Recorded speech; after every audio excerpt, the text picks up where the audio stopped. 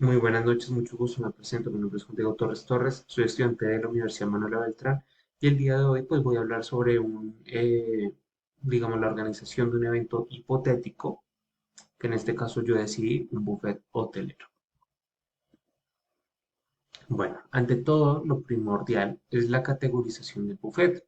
Entonces, la presente actividad está inspirada en la experiencia personal y profesional tomando como ejemplo el montaje de buffets del hotel, digamos, del hotel Moich Buro 26, en el cual pues yo trabajé durante un tiempo, y el Hilton de Corferias. El buffet cuenta pues con festivales gastronómicos o una barra libre con una tarifa previamente establecida. ¿Qué es lo más importante al momento de desarrollar un buffet? Se debe saber qué tipo de samovares se van a usar, ¿sí? Los samovares que son recipientes que por lo general están hechos de acero inoxidable, que poseen, digamos que distintas dimensiones calculadas en litros siempre, entonces están 5 litros, 8 litros, 13 litros e incluso 15 litros. Y siempre tienen unos mecheros debajo.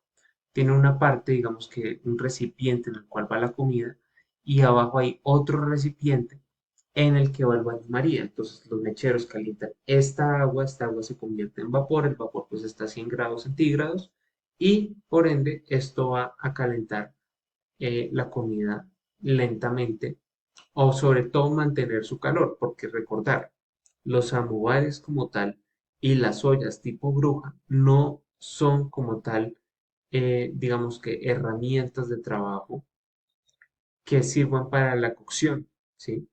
Esto no cocina, no está hecho para cocinar. Pero sí es cierto que un samovar puede llegar a secar una carne. Entonces, por ejemplo, en una punta de anca, si yo la lamino, la dejo dentro de un samovar y supongamos que yo la dejé en término medio, al rato ya va a estar, por ejemplo, lo que sería tres cuartos, pero no sería un tres cuartos pulcro. ¿En qué sentido que no es pulcro? Al estar como tal tapado un samovar, lo que va a generar es que se condense todo ese vapor y ese vapor va a generar, digamos que un tipo de calor de convección. El calor de convección lo que ocasiona en las carnes es que se deshidraten y que obviamente puede llegar a afectar su calidad y la evaluación organoléptica, ya que las carnes pueden quedar totalmente duras. Entonces los amovares tienen que saberse utilizar, digamos que con mucha precaución, con demasiada precaución. Porque si yo, digamos, volviendo al ejemplo de la punta de anca, le hago una salsa de champiñones, supongamos, y se empieza a desangrar como tal esa carne, empieza a perder todos sus jugos, muy probablemente una salsa blanca que es de champiñones se va a manchar toda y adicionalmente va a, digamos que a cortarse, entre comillas, ¿sí?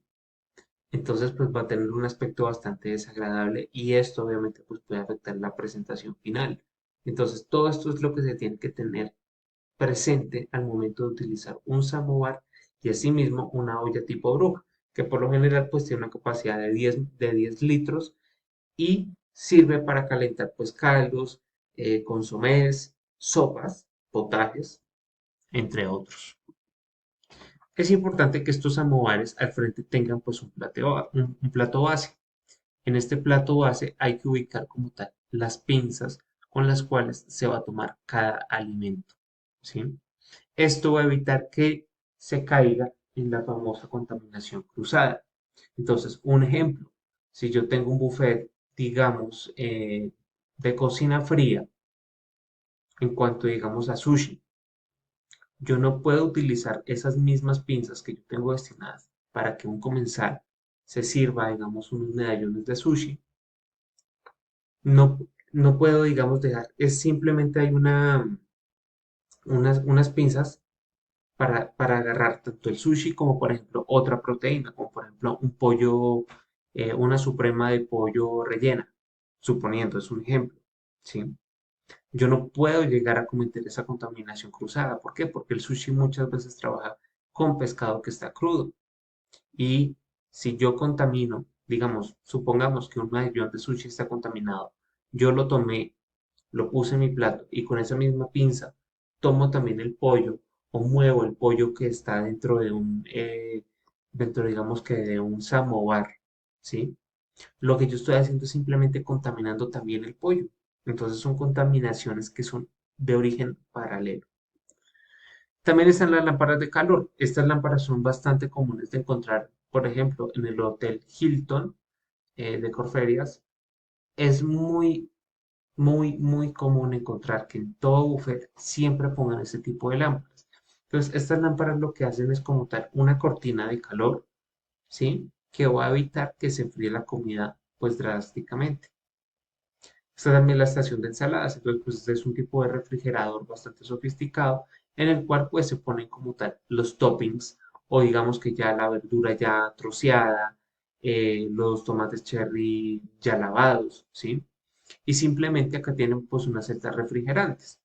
O existe otro tipo, digamos que de estaciones de ensaladas como lo es este, donde ya como tal está construida la monoporción de ensalada dentro de un recipiente específico y asimismo esto va dentro de una lámina de metal que debajo muy probablemente lo que va a tener es hielo, ¿sí? Entonces, ¿esto para qué va a servir? La monoporción pues ayuda muchas veces para minimizar el tema de desperdicios. Simplemente pues ya es una porción que está calculada para que una persona sola sea capaz de consumirla, ¿sí? Y no que la esté dejando de pronto, que eso es lo que pasa mucho con los buffets.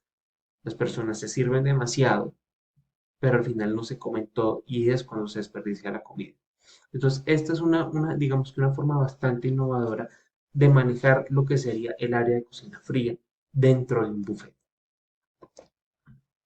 Ahora bien, en la estación de bebidas es indispensable que exista un dispensador térmico de acero inoxidable, como el que se aprecia aquí en la imagen, dispensador de bebidas frías de 3 galones, copas de agua, vasos de 6,5 onzas, pocillos y también platos tipo gota, como lo podemos apreciar acá en la imagen, que pues sencillamente es por temas estéticos.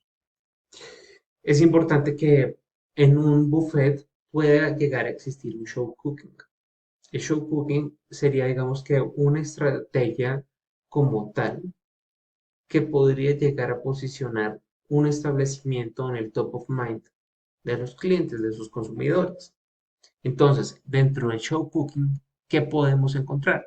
Podemos encontrar fácilmente lo que es el teppanyaki. Teppanyaki traduce plancha al japonés, es decir, los cocineros típicos de Japón que hacen malabares, por ejemplo, con las espátulas eh, sobre una plancha, ¿sí? Y ahí mismo van preparando, digamos que toda la comida de los comensales. Entonces, pues, este es un tipo de show cooking. Existen muchos tipos de show cooking, por ejemplo, en pizzas incluso a la parrilla. En este caso, yo adjunté la imagen de un show cooking, pero de la creación de una paella, ¿sí? Entonces acá podemos ver, pues, por ejemplo, como un chef, como un cocinero avanzado, que tenga gran destreza, que tenga gran bagaje, que sea disciplinado, sobre todo pulcro y ágil, está haciendo una demostración de cómo se hace una paella, ¿sí? Existe otro tipo de cosas, como por ejemplo lo son los rodicios. Esto es bastante importante. Se hace una parrillada. La parrillada entretiene muchísimo al comensal porque le está viendo cómo están elaborando su alimento, ¿sí? Y cuando hay, digamos que un tipo de servicio que se basa en el rodicio, también tiene su magia en el sentido de ver cómo un mesero llega hasta la mesa, simplemente va cortando láminas de carne según lo desea el comensal. Existe otro tipo de show cooking, por ejemplo, la, lo que se denominaría finger food, ¿sí? Comida pequeña. En este caso, pues se aprovecha, por ejemplo, los recortes de carne para realizar como tal hamburguesas minis y simplemente se hacen mini hamburguesas. Esto realmente pues son cosas bastante rentables. Debe existir también una mesa dulce, entonces los postres pueden servirse en un buffet al estilo de Petit Fours. Visualmente genera un impacto positivo al ver la decoración y la gran variedad de postres. El margen de desperdicio se reduce ya que las monoporciones ayudan a que las personas no consuman más de lo que pueden. Y eso es algo bastante cierto. Si yo, por ejemplo, esto que aparentemente es una panacota, con una jalea de frutos rojos, se la doy como tal a un comensal, él muy probablemente se va a comer uno, máximo dos, máximo tres, supongamos, ¿sí? Pero se lo va a comer. ¿Por qué? Porque le está calculando qué tanto puede llegar a tolerar de azúcar. Mientras que si yo le doy una copa grande, muy probablemente no se lo termine nunca, ¿sí? Asimismo pasan con las tartaletas mini. La persona come las que desea hasta que se sienta satisfecho, ¿sí?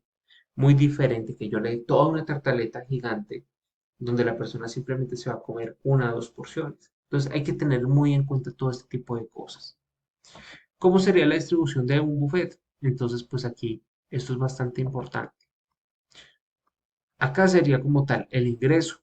Acá podemos encontrar una zona de menaje, una zona como tal de samovares donde se puede encontrar ciertos tipos, digamos, de carbohidrato, como lo es el arroz, como lo es la pasta, ciertos tipos de proteína, como lo puede ser el pollo, como lo puede ser la res, como lo puede ser el cordero, una zona de bollería como tal, ¿sí? ¿Qué quiere decir esto? Toda la zona que tenga que ver con la panificación.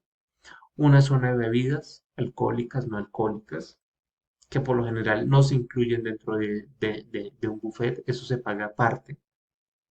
Una mesa dulce, una zona de café, una zona de pasabocas salados y la barra fría. Finalmente, en el centro se encuentra la zona de shokuki. En este caso podríamos elegir la de teppanyaki. Entonces, simplemente al momento de desarrollar un buffet, yo tengo que ver cómo tengo la infraestructura, cuál va a ser la dinámica, porque el ingreso lo pongo de esta forma como cíclica, de acuerdo a las manecillas del reloj. Sencillamente porque la persona que ya está como tal con todos los alimentos que pudo haber pasado, bueno, que pudo haber adquirido mientras pasaba por todas las estaciones, pues simplemente la persona ya procede después a retirarse y simplemente a comer. Entonces es muy importante tener en cuenta esto, ¿sí? Ahora bien, supongamos, ¿cómo evaluar, según lo enseñado por el profesor, cómo evaluar, digamos, la viabilidad de vender un producto dentro de un buffet? Entonces, un ejemplo, si en el buffet yo quiero poner, por ejemplo, una paella a la valenciana, la paella a la valenciana, yo sé que, por ejemplo, trae distintos tipos de carne, ¿sí? No es necesariamente como se conoce acá que solamente trae frutos de mar, también pueda que traiga conejo.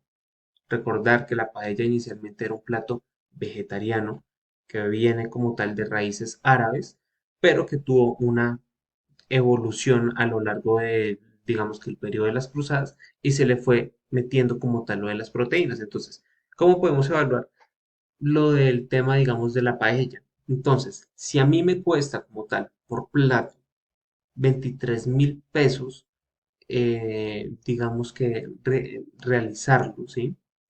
Y yo tengo un objetivo de costo del 25% en mi establecimiento, esto quiere decir, entonces dividir 23.000 dividido 0.25, eso quiere decir que yo tengo que vender cada plato de paella a 92.000 pesos, ¿sí?